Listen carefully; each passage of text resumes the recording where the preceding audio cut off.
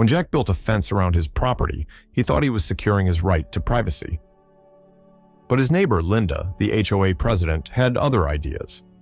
Accusing Jack of breaking the rules, she hit him with a $5,000 fine and claimed his fence was on HOA property. Confident in her authority, Linda didn't expect Jack to fight back. What she didn't know was that Jack had evidence that could not only expose her lies, but also turn the entire neighborhood against her. And when the truth finally came out, the fallout was nothing short of explosive. But let's start from the beginning. Jack Robinson leaned against his newly built wooden fence, taking a moment to appreciate the fruits of his labor. For weeks, he had measured, cut, and hammered every plank with care, transforming his backyard into the private sanctuary he had always envisioned.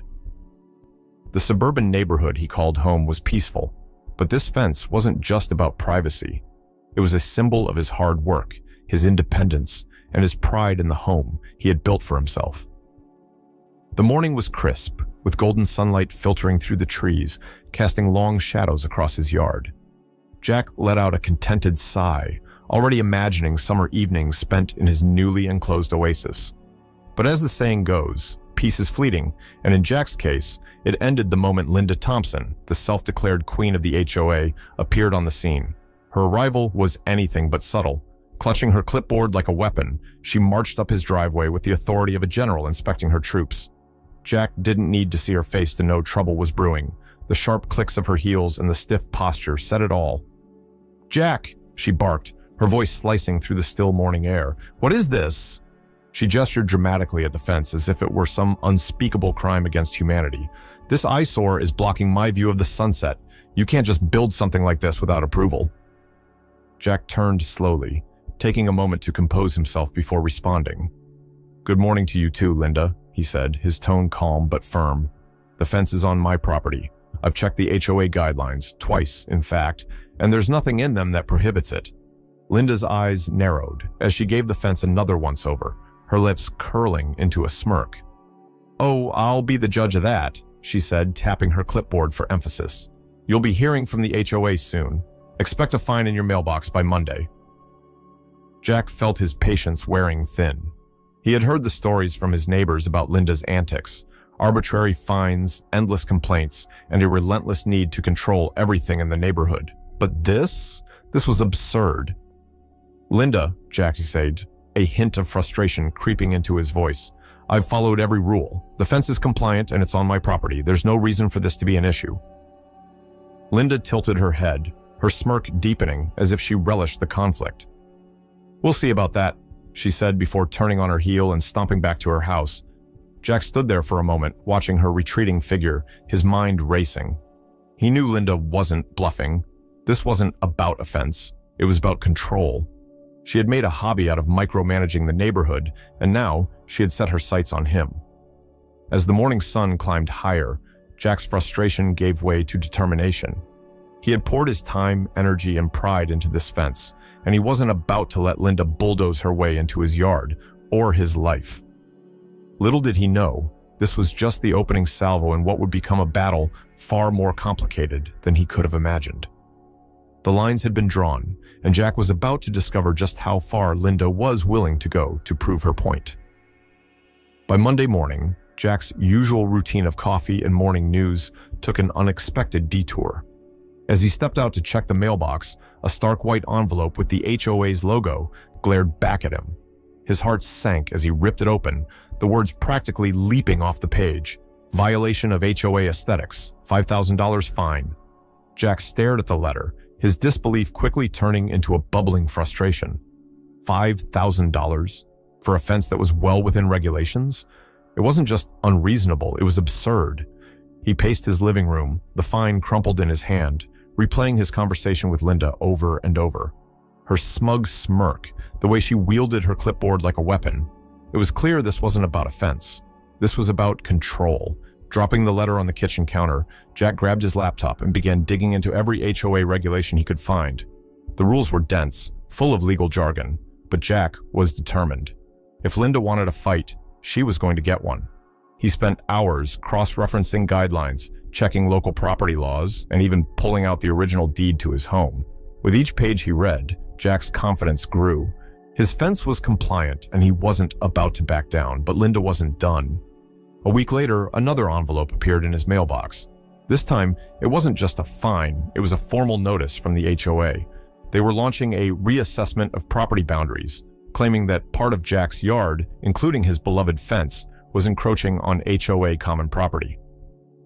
Jack's hands trembled as he read the letter, his frustration boiling over.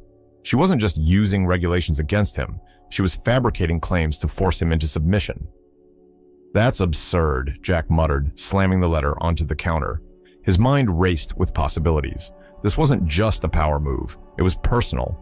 Linda was willing to rewrite the rules to prove her point, and Jack wasn't about to let her win. The next day, Jack made a call to a professional surveyor. If Linda wanted to play dirty, he was ready to fight fire with fire. The surveyor arrived later that week, armed with measuring tools and years of expertise. Jack watched anxiously as the surveyor worked, meticulously marking boundaries and taking notes. When the results finally came in, they left Jack both shocked and vindicated. Not only was his fence well within his property line, but Linda's prized garden shed, it was squarely planted on his land. Jack couldn't help but let out a dry laugh. The irony was too perfect. Here she was, accusing him of overstepping boundaries, while her own shed was the real trespasser. The anger and frustration that had been weighing him down began to lift, replaced by a newfound determination. Jack wasn't just going to defend his fence, he was going to expose Linda's hypocrisy for everyone to see. As he stood by his fence that evening, the crisp air carrying the scent of freshly cut grass, Jack felt a small spark of hope. This wasn't just a battle for his property, it was a battle for fairness, for standing up to bullies who hid behind titles and rules. And for the first time in weeks, Jack smiled. The tide was starting to turn, and he was ready for whatever came next. The HOA meeting was held in the neighborhood clubhouse, a place that usually buzzed with laughter and small talk during community events. Tonight, though, the atmosphere was thick with tension.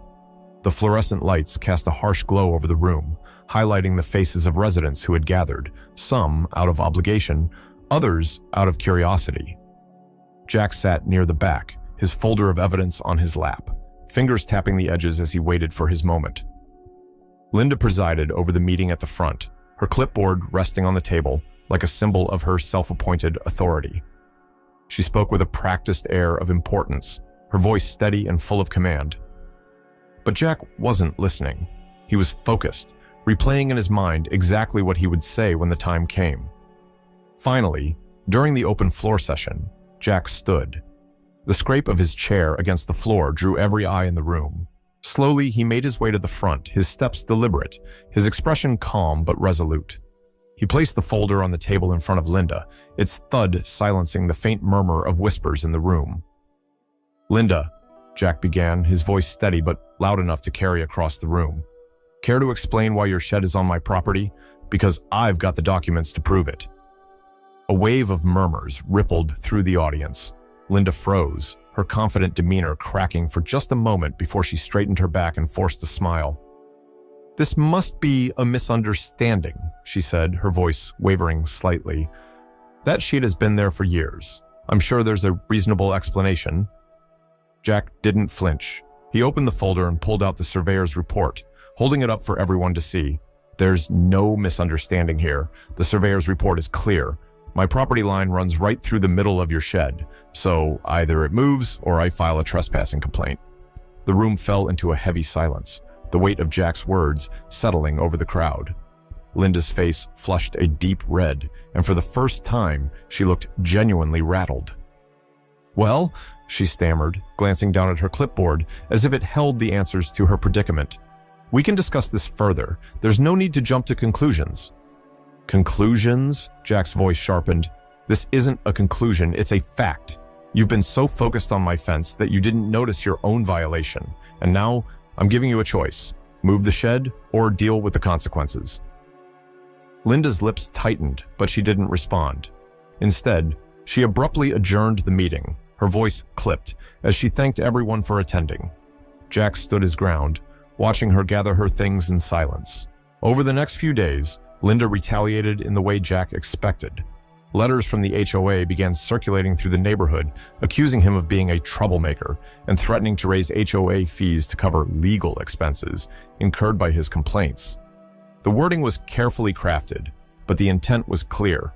She wanted to isolate him, to paint him as the villain. But Linda's plan didn't go as smoothly as she'd hoped. The neighborhood wasn't as unified under her rule as she liked to believe. Jack's neighbors, already wary of Linda's heavy-handed leadership, began whispering among themselves. Stories of fines, manipulated rules, and favoritism spread like wildfire.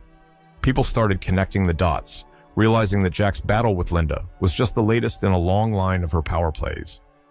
Jack felt the tide shifting in his favor, but he knew whispers weren't enough. If he wanted to bring Linda's hypocrisy into the light, he needed something bigger. The proof was there, but now he had to find the right stage to reveal it. This wasn't just about his fence anymore. It was about standing up for everyone who had ever been silenced or pushed around by someone who thought they were untouchable. And Jack wasn't going to stop until justice was served. Jack sat at his desk, the soft glow of his computer screen lighting up the darkened room. The air was heavy with focus as he organized files, documents, and photographs into neatly labeled folders. This wasn't just a personal battle anymore. It had become a fight for justice. With every email he sent and every report he compiled, Jack's determination grew stronger. Linda had crossed the line one too many times, and now it was time to hold her accountable. The formal complaint to the city was Jack's first step. He detailed everything: the surveyor's report, photographs of his fence and Linda's shed, and even the HOA's retaliatory fines. Each piece of evidence painted a damning picture of an HOA president who had overstepped her authority in pursuit of control. Jack didn't stop there. He reached out to a local journalist known for exposing HOA abuses, someone with a knack for turning community disputes into headline-worthy stories. A week later, Jack's phone buzzed with an email notification. The journalist had responded, eager to dig into the story. Jack shared every detail, from Linda's baseless accusations to the undeniable proof of her own trespassing. Within days, an article appeared online with a bold headline: HOA president accused of trespassing and intimidation. The reaction was immediate. The story spread quickly, shared across social media and local forums. Residents of Jack's neighborhood and beyond chimed in, sharing similar experiences with overreaching HOAs. Comments poured in. Finally, someone is standing up to these bullies, and this is exactly why people fear joining HOAs. For the first time, Linda wasn't just facing Jack. She was facing public scrutiny. The pressure mounted as the city scheduled a hearing to address Jack's complaint. The day of the hearing arrived, and Jack walked into the municipal building with his head held high, a folder of evidence tucked under his arm. The room was stark and formal, the polished wood of the council table reflecting the tension in the air. Linda sat across from him, her usual air of confidence noticeably dimmed. The weight of the situation had finally caught up with her. When Jack was called to present his case, he spoke with clarity and precision. He laid out the surveyor's report, pointing to the exact measurements that proved his fence was entirely on his property. He showed photos of Linda's shed sitting squarely on his land, and emails from the HOA, where Linda herself admitted to bending rules to suit her agenda. Each piece of evidence built a narrative that was impossible to refute. Linda's defense was weak at best. She stumbled over her words, claiming misunderstandings and miscommunications. "The shed has been there for years," she said, her voice shaky. "I didn't realize there was an issue until now." But the evidence was clear, and the city officials weren't buying her excuses. The decision came swiftly. The city ruled that Jack's offense was fully compliant with HOA regulations and property laws. Linda's shed, however, was deemed illegal trespassing and ordered to be removed within 30 days. To make matters worse for Linda, the HOA was fined for misconduct, and she was held personally responsible for covering all legal costs, including Jack's. As the ruling was announced, a wave of relief washed over Jack. He glanced at Linda, whose face was a mixture of shock and resignation. The once untouchable HOA president had been brought down by her own arrogance and disregard for the rules she claimed to uphold. Outside the municipal building, Jack was met with handshakes and pats on the back from neighbors who had come to support him. The battle had been long and exhausting, But justice had been served. Jack's victory wasn't just his own, it was a win for every resident who had ever felt powerless against an overreaching HOA. And as he walked away from the building, the weight on his shoulders finally lifted, replaced by a renewed sense of pride and determination. The days following the city's ruling were a whirlwind of emotions for Jack in the neighborhood. News of the decision spread quickly, turning Linda's once unshakable reputation into a symbol of overreach and arrogance. By the end of the week, a formal announcement came. Linda was stepping down as HOA president. Her resignation letter was short and devoid of her usual confidence, and the neighborhood buzzed with quiet satisfaction. Jack's neighbors, emboldened by his victory, began to push for long overdue reforms. Conversations that once took place in hushed tones were now open discussions about accountability, transparency, and fairness. Jack found himself at the center of these efforts, not because he sought leadership, but because his actions had inspired others to stand up for their rights. Meanwhile, Linda's shed stood as a stark reminder of her missteps. Jack, true to his nature, gave her a full 30 days to remove it, even after the city had ruled it illegal. "It's her mess to clean up," he told a neighbor who chuckled at the irony. But Jack had plans for the wood should the deadline pass, plans that would turn a symbol of her overreach into something practical and positive. As the days turned into weeks, the neighborhood began to settle into a new rhythm. The HOA, now under interim leadership, made strides toward rebuilding trust. Meetings became more inclusive, fines were reviewed for fairness, and new initiatives aimed at fostering community rather than control began to take shape. Jack watched these changes with quiet pride, knowing he had been the catalyst for them. One evening, as the sun dipped low on the horizon, Jack stood by his fence, the cool breeze carrying the faint scent of blooming flowers. The view was as beautiful as he had imagined when he first built the fence, unobstructed, peaceful, entirely his. He let out a deep breath, the weight of the long battle finally lifting from his shoulders. The sunset seemed brighter, more vibrant, as if the universe itself was acknowledging his hard-won victory. The spot where Linda's shed had stood was now an empty patch of grass, a blank slate. Jack couldn't help but smirk as he walked past it, the irony not lost on him. Sometimes, karma didn't just come around, it parked itself right on your lawn. For Jack, the battle had been exhausting, but it had been worth every sleepless night, every moment of frustration. His property, his privacy, and his principles had been defended, and the neighborhood had come out stronger because of it. As he stood there, watching the last rays of sunlight dip below the horizon, Jack felt a profound sense of peace. He had faced down arrogance and injustice and had come out the other side, not just victorious, but stronger. The fence, the fight, the community, it had all been part of something bigger. And with that thought, Jack turned toward his home, ready to embrace the quiet, well-earned life he had fought so hard to protect.